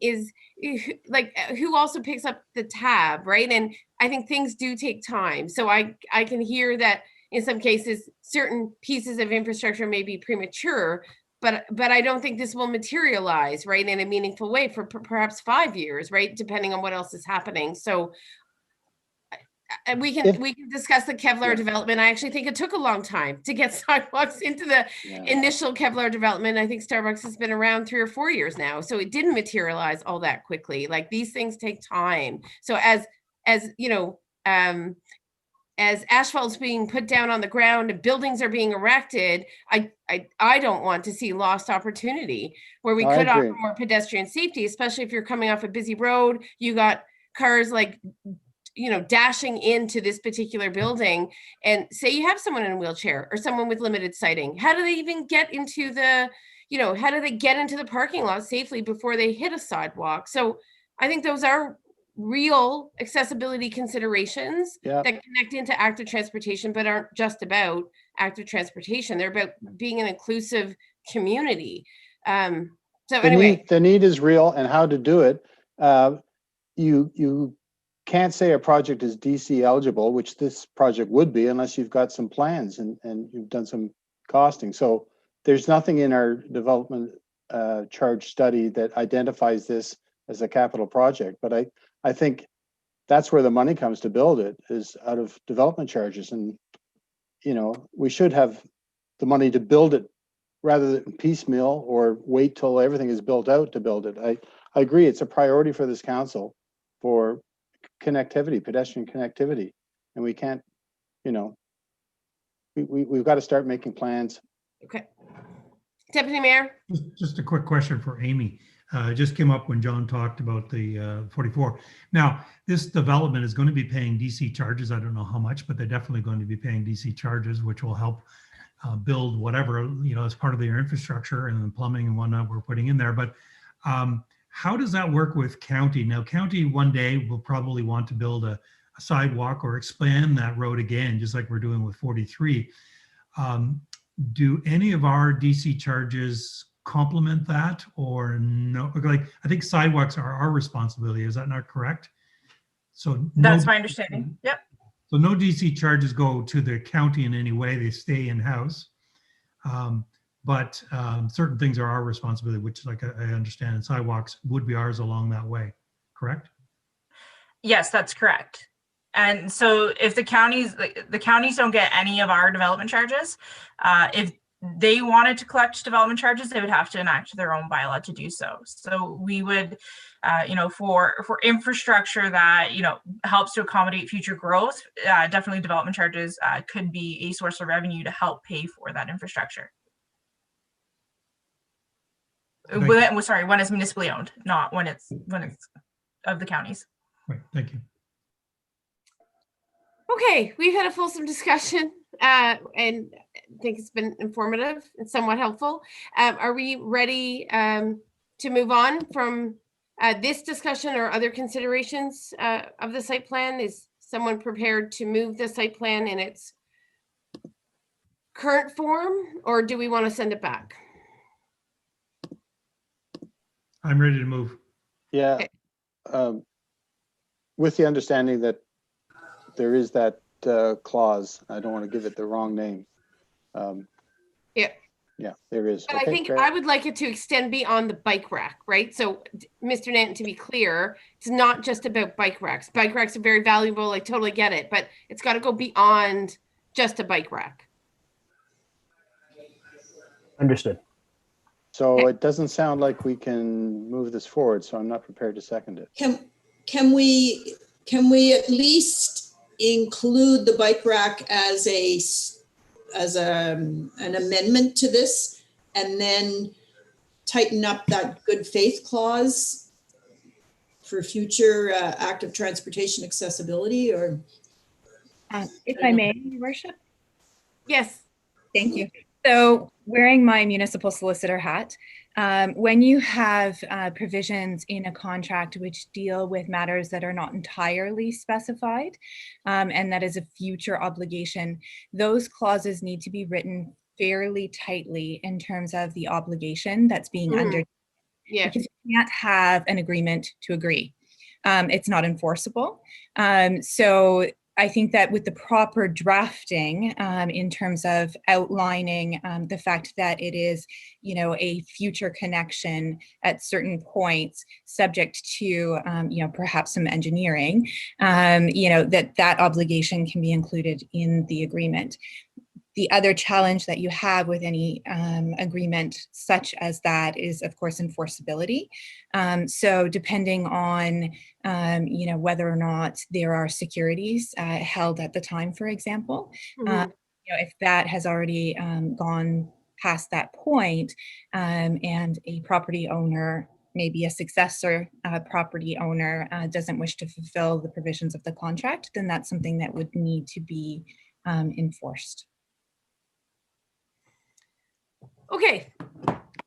I'm just looking for the will of council. Colleagues, I think we have a mover. Do we have a seconder? Or should we, or does the staff want to make sure that the right legalese is in the agreement and enforceable in ways that would make you comfortable and likely make us comfortable? The only concern I have with that, Nancy, and I hear you, the bike rack, that's not a big deal. That's easy. No. David said that's not a problem. The other part is I don't know what we're asking for. This is a very small lot, if you ask me, but I'm not sure what we're asking for. And if how are we gonna get into the weeds to ask that, get it into a legal contract? How long is it gonna take? I just have concerns with that. So that's why I'm moving this. I don't think it's a big enough issue of this small lot right now. It's definitely something I want to see. You all know I want to see this in our design plans in the future, but I don't want to muck up agreements that are basically done for a developer to. I'm not comfortable creating a big delay here. I don't know how long this might be, but it does concern me. So that's why I'm moving it. I do agree the bike rack should be in place. But these other, trying to build in something, I'm not even sure exactly what we're looking for. That concerns me. I get it though, and it definitely should be in our design planning discussions going forward. I'll second it. We look to staff advice. Councillor Strakian, please go ahead, but I think we're looking for staff advice on this. Councillor Strakian? I'll second. Okay, thanks. Clerk, are you confident that the site that you can achieve what needs to be achieved legally with the current site plan that's been presented? I'm speaking to Ms. Babcock Cormier. Yes, so I would have to review the provisions with respect to the site plan and probably to the language, which is within my ability to do so with respect to the recommendation as drafted, because we have the provision that the agreement is subject to further review by the municipal solicitor. Right. Okay, what I would like from Ms. Martin or Ms. Nanton is a follow-up. I want a follow-up analysis on what is, I think what's hard about some of the reports this evening is they lack context. And I'm not saying that staff should absolutely know all details around that context, but contextually where you see development going on this section of County Road 43 informs council's appetite to see certain things happen when it comes to infrastructure. So it's hard to have isolated conversations. I find them hard to have isolated site plan conversations without the benefit of additional context, which I understand certainly not our own municipal staff may have in its entirety, because there's county considerations, there's other commercial properties owned by other people. I appreciate all of that, but contextually, without that additional information, I think I find myself stumbling and ruminating over whether or not we're getting it right. So I would like further information about what is foreseen. And I think a lot of that can be properly anticipated, or at least what the various options or permutations might be for this section, right, of County Road 43 can be articulated and anticipated and addressed with us, because we are here. You're asking us to approve a site plan, and we don't have the benefit of any of that other information. Councillor Barkley. Yeah, I agree with you, Madam Mayor, but I don't think the developer should be penalized because we don't have our. Penalize the developer. Well, I'm taking to heart what the deputy mayor said about how long it would take to get. I agree. In place, yeah. Question, and I will support the site plan, but I think we're instructing staff to bring more contextual information forward for decisions like this. Yeah, so what I'm saying is I support Okay. the resolution. Great. So I'm going to call the question. All in favor? Good. And that was on the recommendation as it was presented on the council agenda. Informational reports, none. Correspondence, none. I presume there are no notices of motion, council colleagues. We're going to move to close of meeting, confirmation bylaw. And Heather, maybe you can read that out for us. I have the long form, but I don't have the short form. But we're just moving a confirmation bylaw in those words. You have to unmute, Heather. Sorry about that. That bylaw 6-21 to confirm the proceedings of council at its regular meeting held on January 20th, 2021 be adopted and passed. I need a mover and a seconder, please. Councillor Sullivan, Deputy Mayor. Thank you. I'll call the question. All in favor of confirmation bylaw? Thank you. Motion to adjourn. Can I ask Councillor Barkley and who didn't move, Councillor Strakoyan, to move in second, a motion to adjourn at 8:29 p.m. Good. I'll call the question on adjournment. All in favor of adjourning? You can always expect us to be lively. Good Municipal work, staff. everybody. Before we Thank go, you. Oh, Yes, Deputy Mayor. Amy and David, thank you for what you guys are doing, the work you're doing. You know, we live, as counselors, live in a different world. We So- do.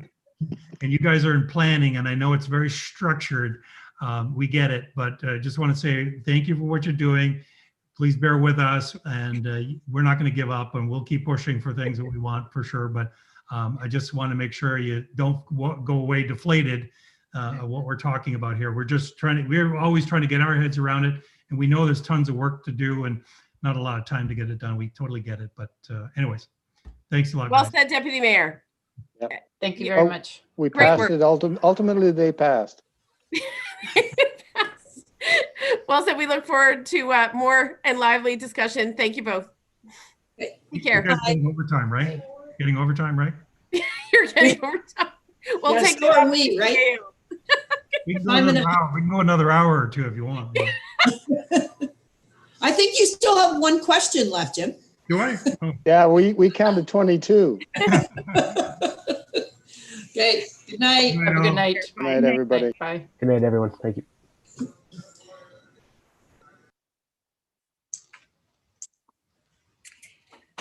Okay,